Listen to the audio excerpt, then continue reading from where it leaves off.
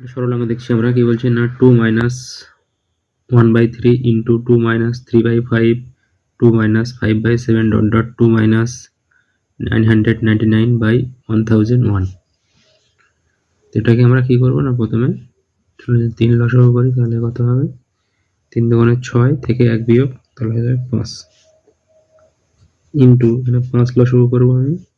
5 দুগুণে 10, 10 থেকে আমার 3 বাদ দিলে থেকে যায় 7 লসাগু করবো আমরা, 7 দুগুণে 14 বিয়োগ 5 9 ইন্টু ডট ডট করে লাস্টেরটা কত হবে 1001 লসাগু করলো, এটার সাথে এটা গুণ হবে, তাহলে কত হবে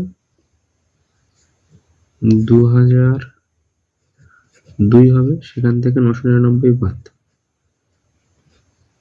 9 এর কয় দাও 12, 3 হাতে থাকে 1, 10 10 মিলে গেলে 0 হাতে থাকে 1, কত হবে 1003। তাহলে দেখতে পাচ্ছি